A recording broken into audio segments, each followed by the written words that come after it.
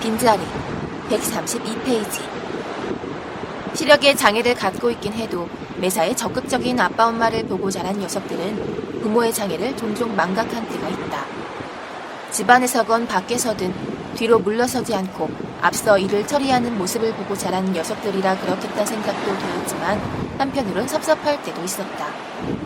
그런데 그런 부모 중 엄마가 자기들의 곁을 순식간에 떠나가 버렸으니 이제 앞으로 닥칠 현실을 아이들은 어떻게 받아들일 것인지, 그리고 또 엄마가 없는 그 엄청난 공허함을 어떻게 극복해 나갈지 내심 걱정이었다. 하지만 어쩌면 아이들을 걱정하기에 앞서 내 자신 스스로가 아내 없는 빈자리를 더 두려워했는지도 몰랐다. 자고 나면 늘 곁에 있던 사람, 언제까지나 그렇게 내 곁에 있어줄 것만 같던 사람, 나는 그렇게 아내와의 삶을 느긋하게 꿈꾸어 왔는지도 몰랐다. 우리 꿍꿍이 학교 잘 다녀와. 응, 아빠. 학교에 다녀올게. 아내가 그러했듯 송이의 볼에 내 볼을 비비면 녀석의 팔이 내 목을 감싸고 작은 입술이 뾰족히 내 뺨에 와닿았다. 한꺼번에 집을 나서는 딸들 하나하나를 품에 안으면 가슴이 저려왔다. 아내가 없는 빈자리는 정말이지 생각 그 이상으로 크고 넓었다. 흔히 하는 말로 사람 드는 자리는 몰라도 사람 나는 자린 표가 난다는 말처럼 아내가 만들어 놓고 떠난 빈자리는 흔한 말 그 이상의 넓은 공간으로 크게만 여겨졌다. 살아있는 사람은 어떡하든 산단 말처럼 학교 가는 내 녀석들을 챙겨 먹여야 했고 나 역시도 먹어야 살고, 그래야 아내가 믿고 두고 간 딸들 곁에서 오래오래 든든한 버팀목이 되어줄 수가 있었으니 목구멍에서 밥이 자꾸만 뒷걸음질을 쳐대도 그걸 꾸역꾸역 씹어 삼켜야 했다. 찌개를 끓이거나 반찬 만드는 일이야 틈틈이 해온 것이니 많지 별 어려울 것은 없었지만 얼마간 뭘 썰고 끓이고 하는 따위의 일들 모두가 귀찮기만 했다. 다람쥐가 쳇바퀴를 돌리듯 아내가 만들어 놓은 반찬들을 꺼내 겨우 상을 차려 아이들을 먹여 학교에 보내기가 일쑤였다. 바로 얼마 전 아내의 손이 닿았던 그릇들, 그리고 반찬통이며 부엌 살림들을 만질 때마다 아내의 감촉이 생생하게 살아 느껴졌다. 김치통을 열어 가지런히 다독여진 김치를 만지고는 그만 목이 메어 황망히 뚜껑을 닫아버리기도 했다.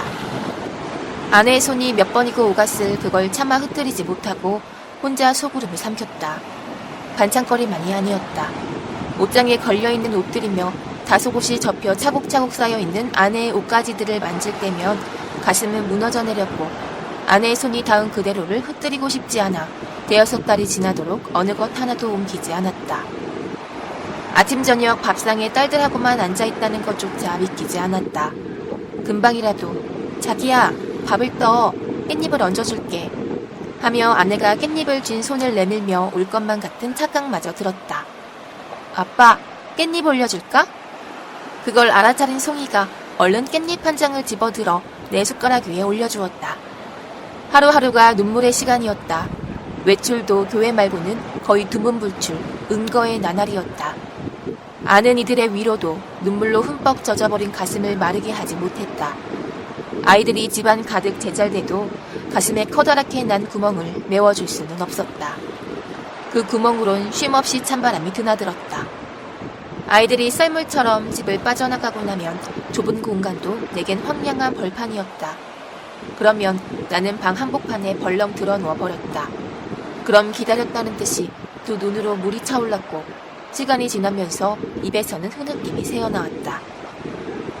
자기야, 어쩌자고 이렇게 간 거니? 이만큼 살려고 그렇게나 모진 고생을 한 거니? 미라야, 너는 병으로 찌든 몸 훌훌 벗어서 시원스럽고 좋겠다만 그런데 나는 어떻게 해야 하니? 나는 너를 아직 보내지 않았으니 나는 어쩌면 좋으니 뭐라고 대답 좀 해줘라 여보야. 그렇게 어린아이처럼 홀로 울다가 잠이 들고 잠에서 깨면 무심코 손을 뻗어보기도 했다. 아내가 늘 앉아있던 곳, 그리고 아내가 누워있던 자리, 거기에 아내가 꼭 있을 것만 같은 생각에 나도 모르게 손을 내밀곤 했다.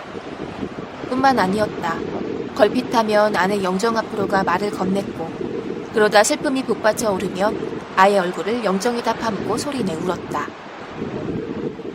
자기 바보같이 왜 이러는 거야. 정말 자기 왜 이래. 이렇게 약해지면 안 되잖아. 자기한테는 아이들이 있잖아. 이제 아빠만을 바라보고 있는 내 딸들이 있다고.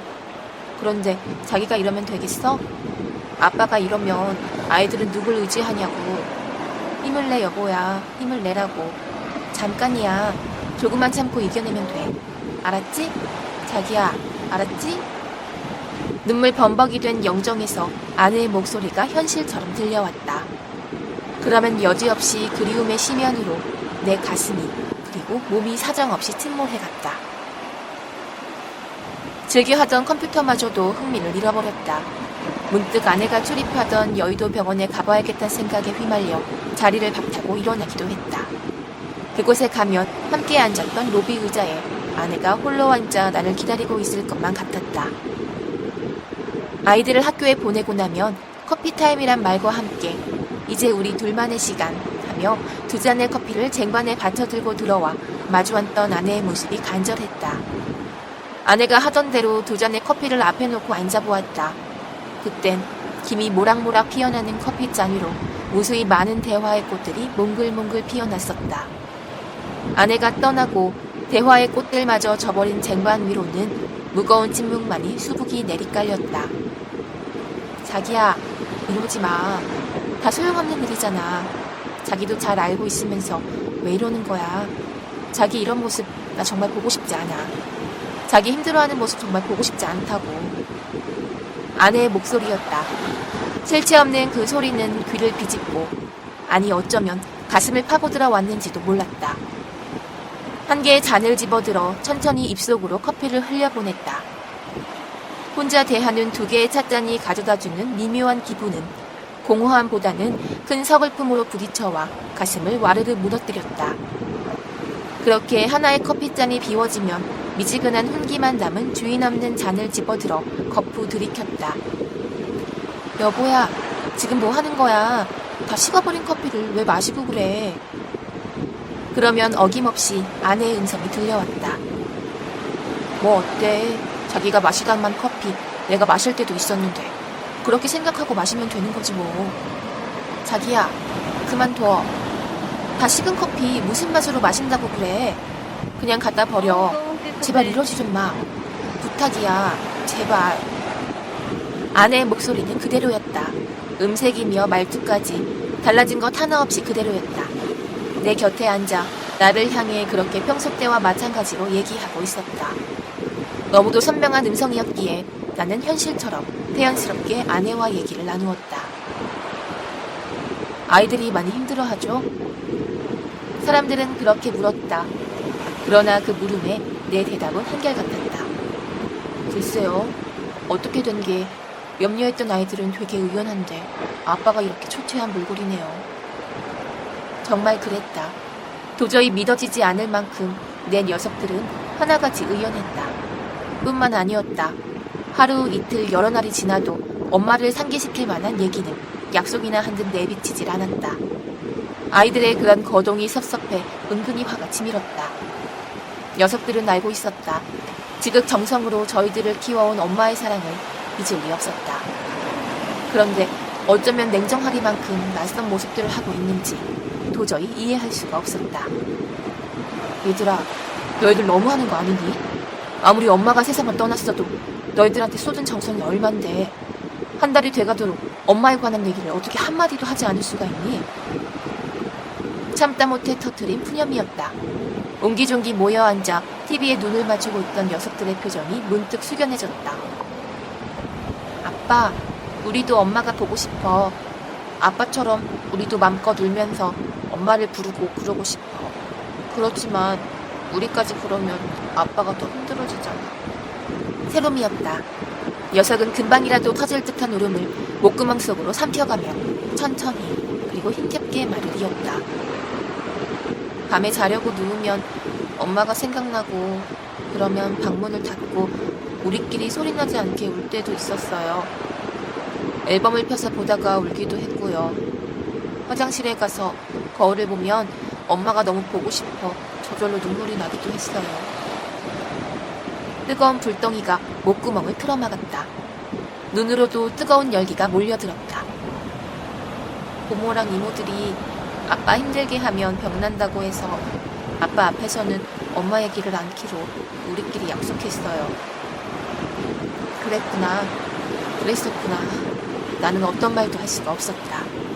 세롬은 목이 맨 채 있는 힘을 다해 말을 만들어냈다. 슬픔을 이기지 못해 내가 병이라도 얻을까 하여 처제와 동생들이 조카들에게 당부를 한 것이었다. 딸들을 향한 미안함이 측은함과 뒤엉켜 가슴을 마구 후벼 파댔다. 슬픈 감정을 그대로 표현하지 못하고 속으로 꾹꾹 누르고 지내왔을 딸들을 생각하니 그저 내 슬픔에만 연연해온 내 자신이 부끄럽고 미안했다. 하루하루 생활이라는 것이 무기력과 눈물, 그리고 아내가 만들어 놓고 떠나버린 빈자리로 인한 허전함과 외로움으로 점철된 시간이었다. 아이들이 학교에 가고 없는 텅 빈 공간은 말 그대로 공허와 눈물로 채워졌다. 아내를 만나고픈 마음이 너무도 간절한 탓이었던지 한 달여 되는 날 꿈속으로 아내가 성큼 찾아왔다. 처음 우리 둘은 삶과 죽음으로 갈라졌음을 인지하지 못했다. 둘은 평소처럼 함께 아이들 옷장 정리를 하고 있었다. 그러나 한순간 누가 먼저랄 것 없이 서로 마주보며 안타까운 몸짓을 했다. 나는 아내를 끌어안고 울부짖었다. 일순 슬픈 얼굴이 된 아내는 아이처럼 자신의 목덜미를 끌어안고 매달리는 나를 지그시 들여다볼 뿐 말이 없었다. 애처로운 몸부림이었다.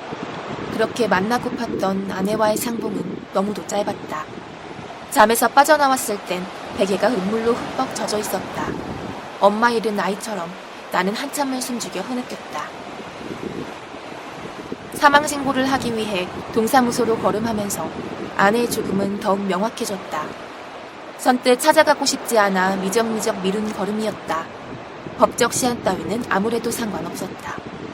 아내가 숨졌다는 사실을 선뜻 받아들이고 싶지 않은 마지막 몸부림이었다. 발끝에 천근이나 되는 납덩이를 매단 듯 한없이 걸음이 무거웠다. 혼인신고며 아이들 출생신고를 내 손으로 했지만서도 아내의 사망신고까지 하게 되리라고는 꿈에서도 생각지 못했다. 셋째 샘의 손을 잡고 어렵사리 찾은 동사무소에서 내가 가지고 간 이런저런 서류들을 확인하고 컴퓨터에 입력하고 하는 등의 절차는 그리 오랜 시간을 필요로 하지 않았다. 한 사람의 죽음을 서류로 처리함에 있어 너무도 간단 신속함에 헛웃음이 새어나왔다. 이미라님의 신분증을 가지고 오셨으면 주시겠어요? 아내의 신분증도 내놓아야 합니까? 네, 그렇습니다. 모르나 마나한 얘기였다. 이미 세상에 있지도 않은 사람의 신분증이었다. 망자의 신분증을 필요로 할 일은 결코 없을 것이었다. 그렇기에 그걸 회수하는 것 따위에 주저하고 말고 할 것도 없었다. 하지만 동직원으로부터 아내의 신분증을 내놓으라는 말을 듣는 순간 어떤 절망 같은 것이 서린 설움이 울컥 치밀어 올랐다. 깊이 간직하고 있던 소중한 것을 끄집어내듯 주머니에서 아내의 것을 꺼내 여직원에게 건넸다. 또 한 번 아내의 죽음을 확인받는 순간이었다. 이제 정말 마지막이란 생각에 가슴이 먹먹했다. 이제 모두 끝났습니다. 힘드신데 정말 수고하셨습니다.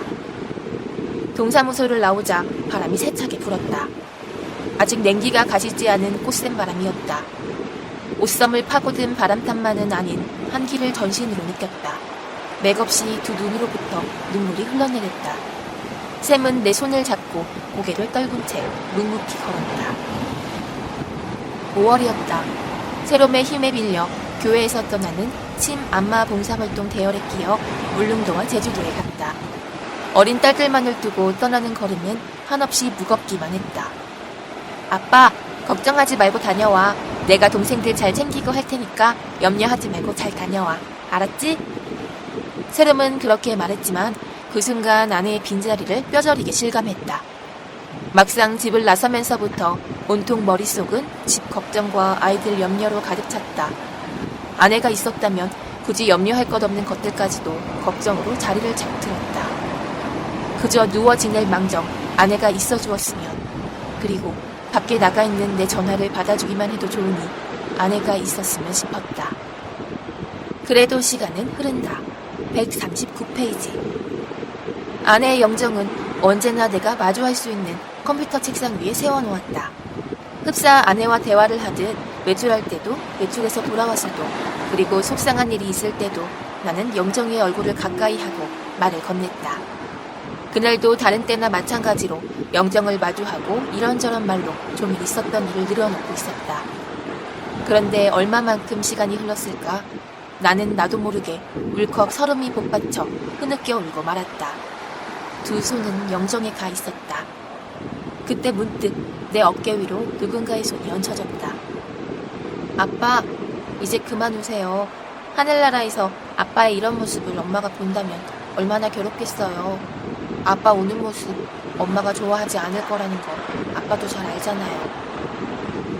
세롬은 내 어깨 위에 손을 얹고 목이 맨 소리로 말을 이어나갔다. 그리고 지금 사진 속 엄마 얼굴이 슬픈 표정으로 바뀌었어요. 원래는 웃는 모습이었잖아요. 그런데 지금 엄마 표정이 슬픈 표정으로 바뀌었어요. 아빠, 이제 그만 슬퍼하고 엄마가 말한 대로 앞으로는 웃으면서 살아요. 네? 순간 온몸이 전기에라도 감전된 듯 소스라치게 놀랐다. 언제까지나 어린아이로만 알았던 녀석. 틈만 있으면 엄마 아빠한테 몸을 기대고 응석을 부리던 녀석이었다. 그런데 그 녀석이 아빠를 위로하고 있었다. 그리고 현실을 수용하고 있었다. 은연중 녀석은 크게 자라 있었다. 19살이란 나이, 그동안 몸뿐만 아닌 마음까지도 그렇게 자라 있었다. 녀석들은 엄마의 죽음 앞에서 그처럼 성숙해 있었다. 우습게도 아빠인 나만이 철부지 어린아이처럼 눈물 흘리며 있는 감정 모두를 겉으로 표출하고 있었다. 그날 이후 얼마 가지 않아 아내의 영정을 내 손으로 치웠다. 장롱 깊숙이 영정을 집어넣으면서 아내를 생각하는 마음 역시도 내 마음 깊숙이 우겨넣었다. 그리고 아이들과 함께 용밀히 추모의 숲을 찾았다. 봄 기운으로 출렁이는 추모의 숲은 성묘 객들로 일렁였다. 어느 누구라도 묘지라는 선입견 없이 찾아와 쉬어갈 수 있고 공원을 산책하듯이散歩할 수 있도록 잘 조성된 그곳에서는 연을 날리고 공놀이를 하는 어른 아이들이 적잖게 눈에 띄었다. 그곳에서 주거미 가져다주는 공포심이나 슬픔 같은 것은 찾아볼 수 없었다. 간혹 분골이 든 상자를 품에 안고 찾아온 유가족들의 오열하는 모습이 눈에 띄었지만 그러한 행렬만 아니라면 과연 망자들의 안식처일까 여겨질 만큼 용밀히 추모의 숲은 살아있는 자들에게 있어서도 더없이 안락한 휴식 공간이었다. 헌화대에는 이미 많은 다발의 꽃들이 올라 있었다. 세롬이 엄마가 좋아하는 국화다발을 헌화대 위에 가지런히 올려놓았다. 고개를 숙이자 기다렸다는 듯이 금세 눈시울이 뜨거워졌다. 곁에 선 송이가 나직이 훌쩍였다. 추모의 숲을 휘감고 쓸어대는 바람결이 헌화대 위 꽃다발을 스쳐 지나갈 때마다 바스락 소리가 났다. 흡사 아내가 생전에 좋아하던 국화다발을 받아들고는 좋아라 만지작거리는 것만 같았다. 문득 그렁그렁 눈물이 맺힌 눈앞으로 아내의 모습이 보였다. 내 눈으로는 한 번도 본 적이 없는 아내의 얼굴이었다. 우리 아이들 얼굴을 익히기 위해 품에 안고 눈이며 코, 귀, 입 할 것 없이 구석구석 매만지고 해 뇌리에다 각인시켰던 것처럼 아내의 얼굴 역시도 내 손끝을 지나 뇌리에 각인된 형상 그대로 눈앞에 서서 나를 바라보고 있었다. 화사한 봄햇살 같은 미소가 아내의 얼굴에서 잔잔한 파도처럼 일렁였다. 구름 위를 거닐듯 아내는 가벼운 걸음으로 나를 지나 자신의 딸들 앞을 거닐었다. 잔잔한 미소를 날리며 아내는 아이들에게 무슨 말인가를 건네고 있었다. 그 소리는 고개를 숙인 채 두 손을 모으고 서 있는 아이들에게는 들리지 않을 것이었다. 아니 어쩌면 녀석들은 엄마의 목소리를 듣고 있는지도 몰랐다. 그리고 화사한 미소를 띠고 저희들 앞에 서 있는 엄마를 보고 있는지도 몰랐다. 나는 가만가만 입술을 움직여 만들어내는 아내의 소리 없는 말을 알아들을 수 있었다. 장하다 우리 딸들. 엄마가 없어도 이렇게 아빠랑 같이 잘 지내는 모습을 보니 정말 고맙고 대견스럽구나. 그래 우리 딸들. 만일 너희들이 오랫동안 슬퍼만 하고 있었다면 엄마는 괴로웠을 텐데 이렇게 의젓한 모습을 보여주니 정말 기쁘구나. 엄마는 다른 사람보다 조금 빨리 너희들 곁을 떠났을 뿐이란다. 아빠를 도와서 건강하고 오래오래 행복하게 살아야 한다. 이 다음에 우리 모두는 천국에서 만날 수 있어. 그러니 엄마가 늘 말했던 것처럼 열심히 신앙생활을 하고 알겠지? 엄마가 살았을 때 말했던 것 우리 딸들은 모두 기억하겠지? 잠깐이란다. 세상에서의 시간이라는 것은 정말 잠깐이란다. 조금만 참고 기다리자. 그리고 즐겁고 행복하게 지내고 알았지? 우리 딸들. 내 두 눈에서 눈물이 방울저 굴러 떨어졌다. 주머니에서 손수건을 꺼내 그것을 연신 닦아댔다. 딸들의 손을 잡고 초록의 동산을 거닐었다. 불어오는 바람결에 형형색색의 꽃들이 제각기 자신들의 맵시를 털어내고 있었다. 여기저기 성묘객들이 적잖게 눈에 띄었다. 걷고 있는 내 곁의 아내가 가벼운 걸음으로 따라 걷고 있었다. 생전에 그랬던 것처럼 아내는 내 왼쪽에 서서 나는 듯 걷고 있었다. 그런 아내의 얼굴에서 슬픔의 그림자는 찾아볼 수 없었다. 두 눈은 영롱한 빛으로 활짝 열려 있었고 얼굴은 환한 미소로 넘실거렸다. 나는 얼마 걷지 않아 잔디밭에 벌렁 누워버렸다. 보드라운 잔디의 감촉이 더없이 포근했다. 나를 따라 곁에 자리 잡고 털썩 주저앉은 녀석이 있었다. 어떤 녀석은 이곳저곳 동산을 누비고 다니느라 분주했다. 곁을 따라 걷던 아내 역시도 내 활개를 펴고 누워있는 내 곁으로 두 다리를 쭉 뻗고 앉았다. 빙그레 미소 짓는 아내의 얼굴이 누워있는 나를 가만히 굽어보고 있었다. 뭐라 말로 표현할 수 없는 행복이라 해야 할지 아니면 뿌듯함이라고 해야 할지 분별키 어려운 감회로 가슴이 터지기 직전이었다. 이름도 알 길 없는 그 누군가의 분골이 뿌려진 동산에 나는 죽은 듯 누워있었다. 얼마만큼 많은 죽음들이 한 줌의 재로 이곳에 뿌려졌는지 알 수 없었다. 누구였으며 생전엔 또 뭘 하며 살았는지 그리고 어쩌다 어떻게 죽음을 맞아 이곳에 뿌려졌는지 나는 알 수 없었다. 그런 것들에 있어서 굳이 알려고 할 필요도 없었다. 나는 그저 흙 위에 누워있었다. 파릇한 잔디들이 한껏 보드라움을 가져다주는 동산에 내 활개를 활짝 편 자세로 그렇게 누워있었다. 추모의 숲이니 제1묘지니 하는 것 따윈 그저 사람들이 편한 대로 정해놓은 단순한 이름에 지나지 않았다. 나는 다만 이름을 알 길 없는 풀꽃들이 싱싱한 생명력을 뽐내며 뿌리박고 자라고 있는 흙바닥 위에 누워있을 뿐이었다. 세상에서 가장 편한 자세, 그렇게 평안을 만끽하고 있었다.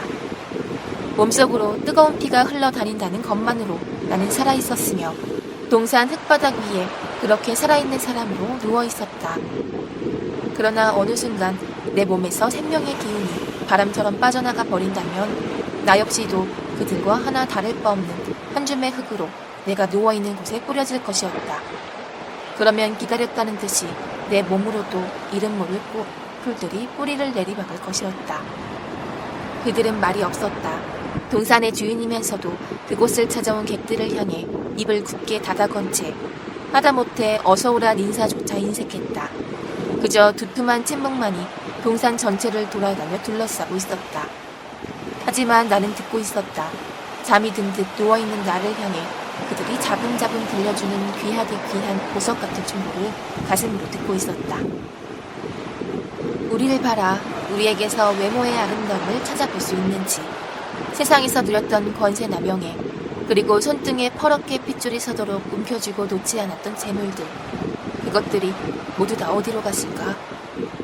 그리고 또 동산을 뒤덮고 있는 흙더미 어디서 너를 찾고 나를 찾을 수 있을까? 누군가의 가슴을 아프도록 물어뜯었던 입을 이곳에서 한번 찾아봐라. 업신여김과 시기, 질투, 그리고 미움과 거짓말에다 변명의 말들을 입술이 부르트도록 쏟아놓았던 그 입을 이곳 동산 흙더미 어디서 찾아낼 수 있는지 한번 헤집어 봐라. 결국은 아무것도 아닌데 종국에 가서 보면 내 것이라고 여겨지는 것은 아무것도 없는데 그토록이나 죽기 살기로 무얼조차 살아왔는지 돌이켜보면 남는 건 후회뿐인데 눈물이니 웃음이니 하는 것들 모두가 사람들이 세상을 살기 위해 동원한 한낱 도구에 지나지 않는 것들 뿐인데 동산 흙더미에서 풍겨오는 건 그저 흙내음 뿐이었다. 거기선 사람들의 채취도 눈물의 자국도 느낄 수 없었다. 대돌에다 신발을 벗어놓고 마루 위로 올라서듯 그들은 그렇게 세상에다 가졌던 모든 것을 떨쳐놓고 거기에 그런 모습으로 와 있었다. 우리가 추모의 숲을 떠나기 위해 다시 헌화대 앞에 섰을 때 시간은 정오를 막 넘어서고 있었다. 머리 위론 따사로운 봄의 햇살이 금가루처럼 부서져 내렸다. 헌화대 곁에 있는 벤치로 가 막 앉자 소방 헬기 한 대가 강원도 고성 산불을 끄기 위해 숨가쁘게 파란 하늘을 가르고 있었다. 모두 따님이십니까? 언제 왔는지 동산 관리인이 내 곁에 앉으며 물었다. 네, 모두 제 딸들입니다. 그것 참 든든하시겠네요. 얼마나 좋으실까. 네, 좋고 말고요. 그런데 그 좋은 꼴을 끝까지 보지 못하고 애들 엄마는 뭐가 바쁜지 이렇게 먼저 떠나가 버리고 말았네요. 그때까지 손에 들고 있던 손수건으로 눈을 닦으며 나는 대답했다. 아, 그러셨군요. 얼마나 힘들게 눈을 감으셨을까. 원. 관리인은 제법 애석하다는 듯 혀를 차며 말했다. 아빠, 나비다. 방금 나비 한 마리가 아빠 어깨랑 얼굴 근처를 날다가 저쪽으로 날아갔어. 관리인과 얘기를 주고받고 있는데 세롬이 소스라치듯 놀라며 목청을 돋웠다. 엷은 누런빛 나비는 내 곁을 맴돌다 우리가 내려갈 층계를 밟듯 통통 튀며 내려갔다. 문득 누런 베옷에 휘감긴 아내의 마지막 모습이 눈앞을 가렸다.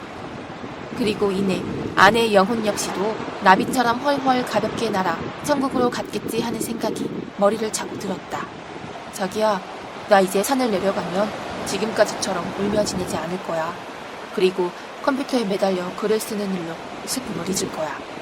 몇 달이, 아니 몇 년이 걸릴진 모르겠지만 기필코 우리의 삶을 꼭 책으로 만들고 싶어. 그래서 책이 나오는 날 그 책을 가지고 다시 자기를 찾아올 거야. 그러니 자기도 하늘나라에서 나를 위해 기도해줘. 아마 힘들고 긴 여정의 시간이 될 것만 같아. 그러니 자기야, 정말이지 그곳에서 많이 많이 기도해주라. 알았지? 헌화대 앞으로 가 두 손을 모으고 선 채 아내에게 약속하듯 나는 그렇게 나직이 입을 열었다. 그렇게 용미리를 다녀온 뒤 아내와의 약속을 지키기 위해 매일같이 컴퓨터에 매달려 지냈다. 아이들과 함께 아침을 먹고 모든 것을 치우고 나면 그때부터 그야말로 컴퓨터와의 길고 긴 항해가 시작되었다. 글이라는 것이 글적글적 되는 대로 마구 써내려 갈 수 있는 것이 아닌지라 온종일 진을 빼는 듯 내 자신과 씨름의 연속이었다. 점심때가 지났는지 저녁때가 되었는지 시간 흐름에 무감각한 채 곁눈질할 겨를도 없이 늦은 오후 아이들의 귀가할 때에 가서야 밀려드는 허기를 느끼곤 했다. 그럴 즈음이면 내 몸에선 풍선에서 바람이 빠지듯 기운이 새어나갔고 손가락 하나를 움직이기 싫을 정도로 지쳐버렸다. 생각해보았자 이미 소용없는 일인 줄 알면서도 떠나고 없는 아내를 향한 그리움이 뭉게 구름처럼 뭉실뭉실 피어나곤 했다. 자기야, 뭐 먹을 거 없을까? 허기가 진다. 아니, 뭘 하길래 허기지도록까지 컴퓨터에 매달려 있는 거야. 나하고 있는 것보다 컴퓨터하고 노는 시간이 더 많으니 이거 질투나서 못 참겠네. 내가 컴퓨터 앞에 앉았다가 몸을 일으키며 먹을 것을 찾으면 아내는 그렇게 억지 섞인 볼멘 소리를 했다. 사실 나는 아내가 곁에 있을 때 우리의 삶을 글로 표현하고 싶었다. 부부가 시각의 장애를 가졌음에도 불구하고 아이 넷을 키워가는 과정을 글로 엮어내므로써 많은 것을 지녔으면서도 감사할 줄 모르고 그저 부족타 푸념 섞인 소리로 주어진 삶을 원망하는 이들에게 어설프나마 작은 힘이라도 되었으면 좋겠다는 생각에 발로에 세웠다. 그런데 마음만 그러했지 정작 실천으로 옮기지 못하고 머뭇거리는 동안 아내는 세상을 등져버렸다. 글을 써가면서도 아내를 생각하면 가슴은 미어졌고 두 눈에서는 자꾸만 눈물이 넘쳐났다. 때론 컴퓨터 음성 프로그램 소리가 아내의 목소리인 듯 착각을 불러일으키기도 했다. 마음과는 달리 글의 진척은 하루하루 더디기만 했다. 막다른 길에 들어선 듯 글이 진행되지 않을 땐 집을 나와 고속버스에 몸을 싣고 무작정 서울을 떠났다. 몸에 지닌 것이라곤 노트북 컴퓨터가 들어있는 가방 하나가 전부였다. 파도 소리를 들으면 가슴은 뻥 뚫린 듯 후련했고 찝찝한 바다 내음은 가슴 저면에 퇴적된 향수를 불러일으켜 주었다. 그래서 바다를 즐겨 찾았다. 친분을 앞세워 이 집 저 집을 전전하기도 하고 여관방에 틀어박혀 머리를 싸매기도 했다. 질식할 것 같은 얽매인 틀에서 벗어나 비릿한 바다 내음을 뱃속에다 가득히 담아가지고 돌아오면 다시금 마음은 안정되었다. 그러면 한동안 글쓰기에 전적으로 몰입할 수 있었다. 새로운 학교를 졸업한 길로 간호조무사 자격증을 따가지고 지금껏 병원에서 근무하고 있다. 새롬이 고등학교를 졸업하던 날 딸들을 모두 대동하고 학교에 갔다.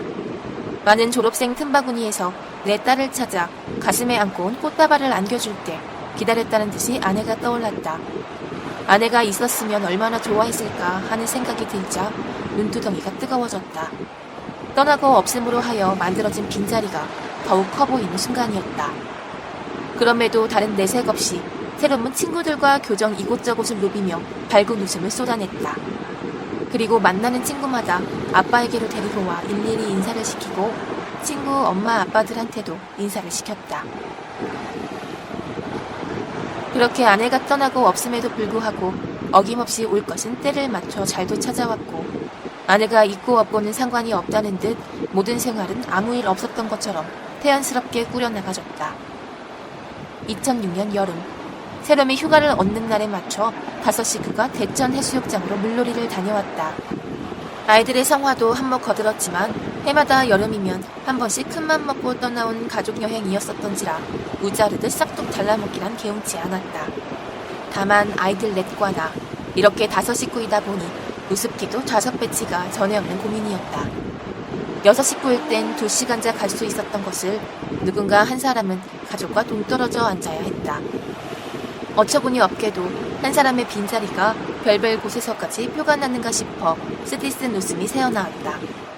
장항행 열차에 몸을 싣고 대천을 향해 달릴 때도 그곳에서 머물렀던 2박 3일이라는 시간과 대천에서 집으로 돌아오는 열차에서도 떨쳐낼 수 없는 외로움을 홀로 삭혀야만 했다. 한 달, 2달, 시간이 지날수록 눈물과 시름의 시간은 점차 덜해갔지만 가슴 한 귀퉁이를 문득 배내어버린 듯한 허전함과 공허함은 쉽사리 가실 줄을 몰랐다. 아내가 만들어놓고 떠나버린 빈자리로 떨어져 이리저리 구르는 나뭇잎들이 내지르는 비명소리를 듣고 있기란 정말이지 견디기 어려운 고통이었다. 아내가 곁에 있었다면 어쩜 아직 엄두조차 내지 못했을 글쓰기를 아내의 죽음이라는 사건이 동기를 부여한 바람에 이처럼 착수할 수 있었지 않았나 하는 그야말로 말도 안 되는 억지 섞인 미안을 붙잡고 매달려 보기로 했다. 새롬이 병원에 근무한 지 한 달이 되는 날, 내 손에 건네진 월급 봉투를 받아들고 나는 목이 메어 한순간 말을 잇지 못했다. 한 달 동안 수고해 받은 임금의 가치 그 이상의 큰 의미로 녀석의 월급 봉투는 내 가슴에 와 얹혀졌다. 슬기는 자신의 취향에 맞춰 인터넷 게임 회사에 몸담았고 샘은 리조트 업체에서 열심을 다하고 있다.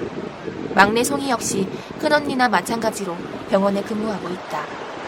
네 녀석 모두 아빠에게 월급 통장 계좌를 활짝 열어 관리를 부탁해와 알토란 같은 딸들의 땀방울이 하나라도 허실되지 않도록 나름 손놀림에 있어 분주하다. 이제 29 새롬은 아빠 품을 떠나 새로운 가정을 꾸리게 될 것이다.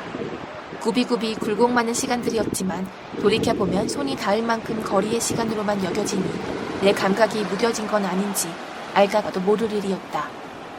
막상 첫 딸을 떠나보낼 날이 하루하루 다가오자 그저 생각만으로도 눈시울이 뜨거워진다. 그리고 곁에 빈자리가 더욱 크게만 여겨진다. 2살씩 터울진 녀석들이 앞으로 하나둘 짝을 찾아 떠날 터인데 그때마다 이러닥칠 허전함을 어찌 감수하려는지 내 자신에게 묻기조차 걱정스러웠다. 엄마가 없음에도 여전히 밝음을 잃지 않고 자라준 녀석들이었다. 변함없이 아빠 앞에서 수다를 떨고 재롱을 부려대는 내 딸들이었다. 때가 되면 당연히 거쳐야 할 통가을의 앞에서 철딱선이 없는 내 꼴을 돌아보느라니 엉클어진 실타래처럼 생각이 복잡했다.